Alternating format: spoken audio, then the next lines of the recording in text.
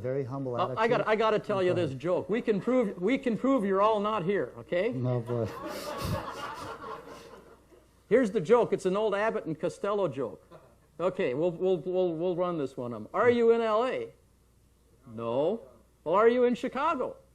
No. Better get a Canadian suit. Are you in, well, let's get a Canadian suit. Are you in Vancouver? No. Well, then you must be someplace else. Yeah. Well, if you're someplace else, then you're not here. They themselves in fiction will laugh at Yeah. and enjoy the humor and the irony that is happening. But just go back to staying on point. It is so important to stay on point. They have no, if you're going to come in there and use truth language, give them authorization to join. They will join with you. They will try the volition of your thinking. If your volition can sustain, you will be able to go through the borders. You will be able to travel the planet. And you will take a very humble and honest attitude towards people. We're not here to bash Canada.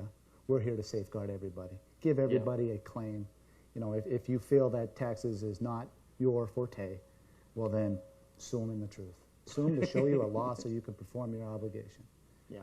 And when doing so, it'll be a very much so a learning experience for everybody that is involved in the court, including clerks, because you have to swear in your clerks, you have to swear in the stenographers, you have to swear in your marshals, and you have to pretty much have your own staff there. You have to have your own room, so you have to order such and such through your room and get everything there in unity with time, space, and planes pretty much. And when you get there, be very... I'm in trouble. I'm on an elevated plane. See? Be very confident that whenever you deal with clerks, anybody with a bill of lading, you must use this phraseology from one postmaster to another. If you do not use that phraseology, you will shoot yourself in the foot.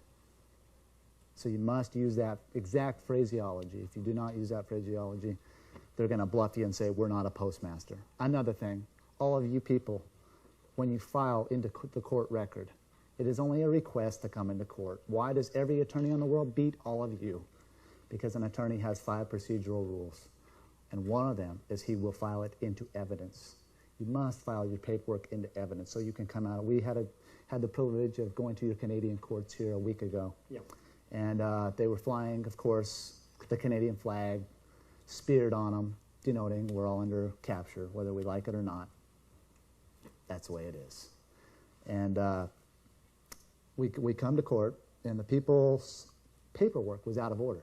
It was a mess. They were contradicting themselves all over the place. And the judge, of course, was doing a great job of obstructing here. I mean, beautiful. It happens all across the world. Everybody's an obstructor. No one wants to be accountable for anything. Of course, they want to do to all of us, but not be accountable. And so when we come to court, they're always going to deny you that I'm a postmaster. I couldn't be a postmaster. So you physically have to walk them through it and prove to them why they are a postmaster. I place my authorization through the stamp, making me postmaster, across the stamp. I can't help but notice, and if you notice on the customs, wherever that, the authorization, they have to initial it. They can put their signature, their simulation, but they must place their file stamp over your stamp to put you into joinder. And I could go on and on about procedures, but we're not giving too many procedures. We're telling lots of court stories. So. Yeah. Could you just finish you mentioned the attorneys have 5 procedures. Yeah, about they 5. They have more. But one key one is when you file your paperwork and you pay your fee. Now, some courts, they don't require you to pay a fee. Now, that's in and of itself an interesting little trick, because if there's not an exchange in commerce, you don't have enforceable contract. So there's a few things you got to watch there. When you file your paperwork, as Russell said, that's only a request to enter the land of contract, which is the court. When you in fact get inside the well of the court, now you are in the land of the contract. You notice now I was talking in prepositional article noun phraseology. You are in the land of the contract. That is where you must get your contract filed with the evidence sticker and get it authorized. Because now you have, in fact, your paperwork or your claim or whatever it is that you're going in force. Make sure it's a certified copy also. And that is a key thing, because if you enter in there without getting that accomplished, then you're actually giving testimony without foundation. It's violation of the rules of continuance of evidence. They're not going to tell you that. That's a trick so they can beat you. That's why they put all of you Canadians in the little prisoner's box they got there. They put you in the box. And have the attorney inside the well of the court, because he files his evidence into the court record. And of course, you do not. So, it will be a very amazing feat when a Canadian can walk into court and get the evidence sticker on there. It'll happen. And I will It'll personally have a lot of respect. I have a lot of respect for anybody who tries this. I'm doing it. I know you are. You're doing it. You're doing it. You're doing it. And I have a lot of respect for anybody. In fact, I have a lot of respect for Mr. Mann, who's invited us and asked us to come up here and talk. I understand that the papers have been giving him a bashing, and to look around here and see the to see everybody, different ethnic backgrounds. This man could possibly not be far from a racist. So, kudos to Mr. Mann. Yes. How do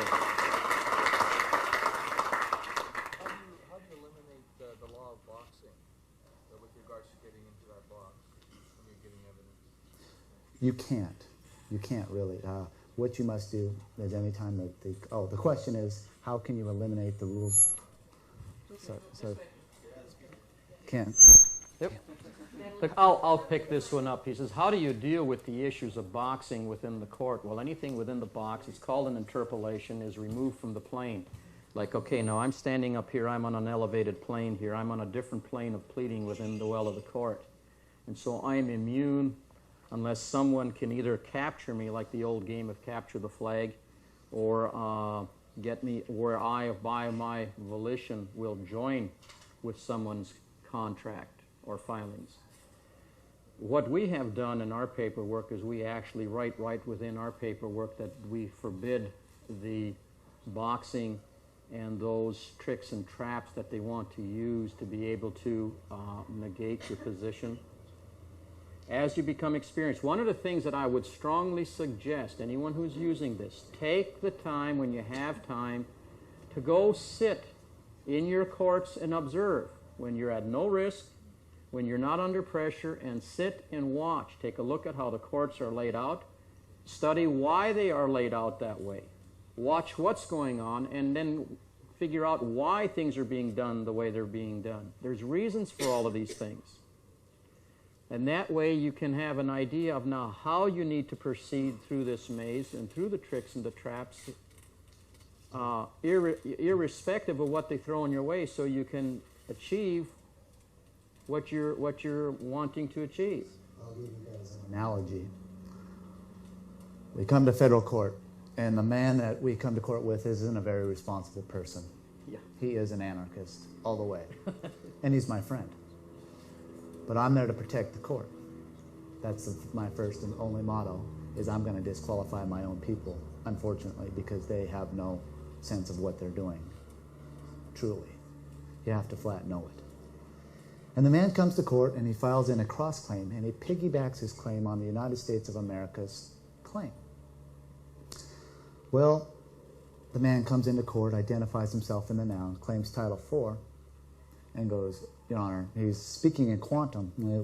And the judges acknowledge, this is what we call quantum speak. But the intimidation factor is very high. They bring in about 100 marshals. They sit, Gordon and I, in the second row. They surround us with goons all the way when we come in, trying to push us around, and we're like, hey, from one postmaster to another, you've got no authority, you've got no authorization, get out of my face. They sit two big goons in front of Gordon and I, and instead of watching the court, they turn their chairs around, and they sit right in my face like this. But I'm blind, it don't work. And then I asked the marshals. How do you stare down a blind man? Yeah, right? I asked the marshals. Yeah, and I asked the marshals, well, this guy's blind. Are you guys crazy? You can't stare down a blind man. He can't see you. And the intimidation is high. So, of course, the man steps through the bar, and right away, the bum rush, marshals all over the place, right in his mug. Intimidation. And the guy gets scared. And, he's a tough guy. He's a bodybuilder. He's a tough guy, pretty tough. He likes to fight and this and that. So that's why he's an anarchist. I don't quite condone all that. And he locks up. And when he locks up, he goes to jail. Well, they let him out because his paperwork is kind of okay, but he can't prove what he's actually saying. He fails to pay the fee. He fails to do a number of things, but he piggybacks it on the United States. It was on a student loan for like $3,500. So he gets out of jail, or doesn't get out of jail. They let him back into the well of the court. The main thing that I'm trying to point to you is watch the symbolism in the court. It is there for a reason. When we showed back up to court the next, it was 2 days later, they ran, 2 courts in front of them. Yeah, there was Two courts in front of them. Same time. Actually 3, because there was 3 clerks in there. Yeah. What the clerks did to try to fool us, and it did not work, is they would come into the courts as postmasters, good little postmasters, watch for whoever is holding the stamps. They will hold a tray of stamps, or they'll have a tray on a cylinder. Watch for the stamps. This is the person you talk to. Ignore that judge. He has no authority unless you give him authorization. If he identifies you in the noun and says, I'm trying to help you, swear him in. Write up a contract right there. Swear that guy in, and you'll be surprised. If you show good volition and you're an honest person, you'll be surprised. Your best friends will be that judge because he knows it's corrupt, if he's a good judge. Now, I'm not going to say that all the time. Another key is stare them down. They will make high level of eye contact when the pressure's on. When they got the goons around you, you stare down that judge. He will do what we call cowling. He will cowl. He will look away. He will be unsure. You have to be that much in the right to know and sustain your claim. And it is very difficult. Very difficult. You have to know that you know what you know. And you're letting that judge know that you know what he knows that you know. That's actually what it takes, because there has to, the level of conviction must be this. And this is the reason why this is important. If you have done your homework and you have the knowledge, much of that fear will be removed. And start with small things. Don't go in when you've got a lot of big things. See, there's strategy involved. And it's a learning curve. All of us had to learn to walk or crawl before we could walk, and then we had to learn how to walk well before we could run. It's the same thing with this. And it takes time. It takes a lot of time. I'm with it 5 years now, and we're pretty proficient. But we could go on with many stories. We come into court. I'll win. Come into court 3 years ago. I was in. Oh, go ahead. Take your question first. Sorry, up to right.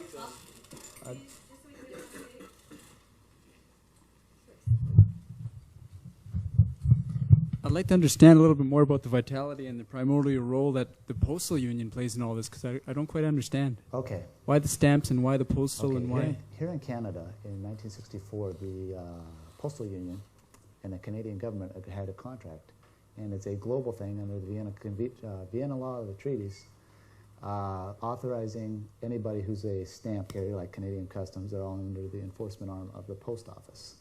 They're run out of Bern, Switzerland. That's who we are currently involved with. Switzerland? Burns, yeah. Yes. B-E-R-N-S, oh, yes. Okay. Switzerland, I'm sorry.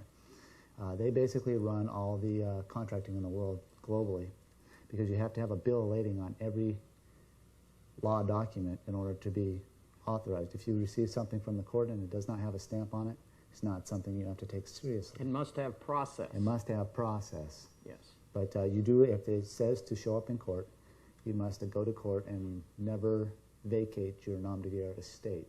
You must show them the errors. I'm here to safeguard the court. There's some Your Honor, Gordon can tell you a lot. Yeah, I can tell you one of these. On this is Yeah. when we go to court, Your Honor, there are some procedural things that I have questions on. And you break down the procedures on the bills of ladings if there's no stamps on it. Does that kind of answer your question? Yeah, it does a bit. I'd like to see some more literature on that. If you can point that out later on towards the end of your talk and Sure, stuff. And sure. Yeah, Yeah, thanks. you can find a lot of that information on the internet. What happens is the Universal Postal Union, through the Viennas of treaties, where the nations come together and agree on standards. as how contracts and these things are going to be done between nations globally. And this is the mechanism that they use for that.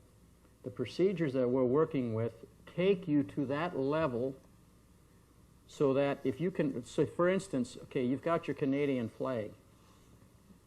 If you can learn the procedural process that the treaties of Vienna spell out, and you incorporate those with your paperwork, you then can put your flag on your document and you can contract in any court in the world. And for instance, this would be an example. Now, say you have a divorce, something that maybe people are pretty knowledgeable with. You go to court and the court issues a ruling that you're divorced.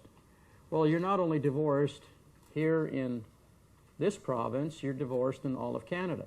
Not only are you divorced in all of Canada, you're divorced in every other country in the world, which tells you that the courts are uniform procedurally globally.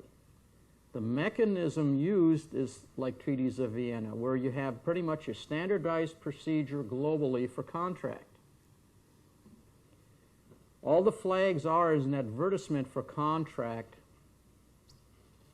from where you are. You can claim, say for instance, a Title IV U.S., the U.S. flag, the Unity States flag, which has been copy claimed now at the UN in this position, the Unity-States of the America. League of Nations. At the League of Nations, at the UN. It's recognized the Canadian for contract. flag does need copy claimed for anybody who wants to do that. Yes. Because they're in a bankrupt corporation, the sovereign of Canada can copy claim that and file it at the League of Nations.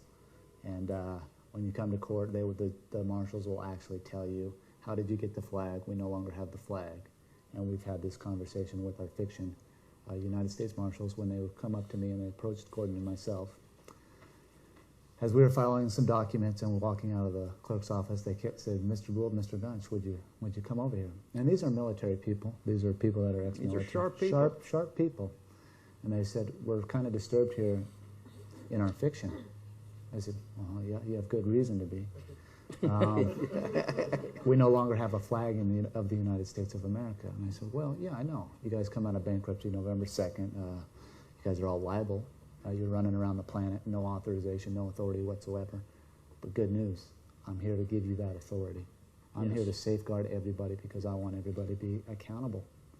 And so when President Bush, the hocus-pocus election goes on, of course, and there's nothing to be president of. Pre actually means no. SI comes from simulation, and D comes from denture. So you have a no simulation denture running around pre-simulation running around the planet. But we're giving him authorization, and that's the truth. Yeah. See, the marshals asked us, "How did you get the flag?" How did you get the flag? We don't have one. See, we copy claimed that Title IV flag, which is flown at our post offices, which is an advertisement for contract. That's why the flag here in Canada, I would presume. Yeah, it was flying. Got to at be the careful court. there. Yes. That the Canadian flag is flying at the post office. Is that the case? Okay. So that is an advertisement for contract. Okay. So when you place a flag on your documents, now you are coming in compliance for contract. That's why flags are significant. In the U.S., I'm going to give you an example. In the U.S., most of the time we'll have a Title IV flag that has fringe on it. And then most likely they'll probably have the gold eagle on the standard. The eagle that's on the standard takes precedence over the flag. But the gold on that Title IV flag, which has specific dimensions, is a desecration of the flag. The reason they do that is it suspends the procedure. The thing is do you know that? And are you willing to claim it? And then secondly, maybe on another level, you'll probably have, in our state, we'll have the state of Wyoming, which is a blue flag, and that'll have gold fringe on it, but incidentally now the spear is on the top of the standard of that one, on that specific plane. And then the one court that I came into, we had a third plane where the judge was on, and this is real interesting, there wasn't a flag on her plane. Now this judge was real sharp. She knew what she was doing. This was a woman. And I had a problem. The state was kind of on my case because I'm kind of not necessarily a radical, but I'm not real well loved by them because I call them on some of the things they do. And I came in with my Title IV flag on my person, my body being the vessel, okay, which is carrying my cargo, which is thinking, okay. I asked the court, I have a few procedural questions. And in my specific case, I was listed as a defendant. The state was on the document, but nowhere on the document was there a plaintiff listed. And I says, Your Honor, could you explain to me how I can be a defendant without the plaintiff being identified on the document? I says, I would claim that the defendant be struck from the record. She agreed. Wow.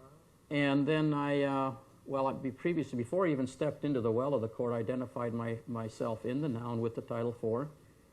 And some of the courts, the way they're laid out, the way this one's specifically laid out is there's like a little box when you enter the gates going into the well of the court, and I stopped right there. It's like getting on a ship. That would be considered the quarterdeck. So I stopped in that little position where I'm isolated and again identified myself before I proceeded within the well of the court. And so she knew that I was claiming a Title IV contract with my flag. And then I proceeded and I says, well, I have a few questions on the language. Incidentally, this judge says, and let's not quibble about the language because she didn't want to expose the secret. She says, Mr. Gunch, would you please come up here and I'll swear you in. And what she did is she took me up to her plane and joined with my contract in that highest position of honor, which is where the Title IV flag belongs. And we ran a little game up there, just me and the judge. Nobody else knew what was going on. And that's all who had to know. The attorney didn't have a clue that I was just smacking the snot out of him.